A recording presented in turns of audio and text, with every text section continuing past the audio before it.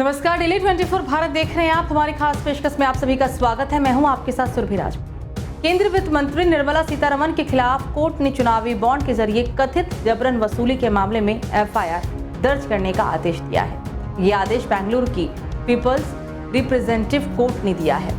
जन अधिकार संघर्ष परिषद यानी कि जेएसपी के सह अध्यक्ष आदर्श अय्यर ने बेंगलुरु की अदालत में शिकायत दर्ज कर केंद्रीय मंत्री निर्मला सीतारमण के खिलाफ कार्रवाई करने का निर्देश देने की मांग की थी। आदर्श अय्यर ने आरोप लगाया कि चुनावी बॉन्ड के जरिए धमकी देकर जबरन वसूली की गई। जन अधिकार संघर्ष परिषद ने पिछले साल अप्रैल में 42वें एसीएमएम कोर्ट में याचिका दायर कर केंद्रीय मंत्री निर्मला सीतारमण, ईडी अधिकारियों, बीजेपी के राष्ट्रीय अध्यक्ष जेपी नड्डा, पार्टी के अन्य राष्ट्रीय नेताओं, बीजेपी के तत्कालीन कर्नाटक अध्यक्ष नलिन कुमार कटील, बीवाई विजेंद्र के खिलाफ शिकायत की थी। अदालत ने शिकायत पर सुनवाई करते हुए बेंगलुरु के तिलक नगर पुलिस थाने को चुनावी बॉन्ड के जरिए जबरन वसूली का मामला दर्ज करने का निर्देश दिया।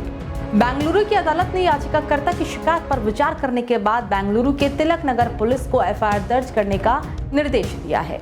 याचिकाकर्ता की ओर से वरिष्ठ अधिवक्ता बालन ने दलीलें रखी। मामले की सुनवाई 10 अक्टूबर तक के लिए स्थगित कर दी गई है। आपको बता दें कि केंद्र सरकार ने 2018 में चुनावी बॉन्ड योजना शुरू की थी।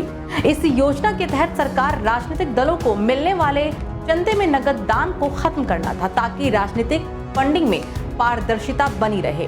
और इसके बाद एसबीआई के चुनावी बॉन्ड के जरिए लोग राजनीतिक दलों को चंदा दे सकते हैं। लेकिन इसका खुलासा नहीं किया जाता है कि पिछले साल विपक्षी दलों के आरोपों और इसके खिलाफ तमाम याचिकाओं के बाद सुप्रीम कोर्ट ने इसे रद्द कर दिया था।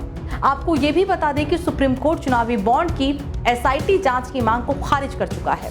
सुप्रीम कोर्ट ने कहा है कि अभी इसकी जांच की जरूरत नहीं है। इस साल 15 फरवरी को सुप्रीम कोर्ट ने चुनावी बॉन्ड योजना को रद्द कर दिया था।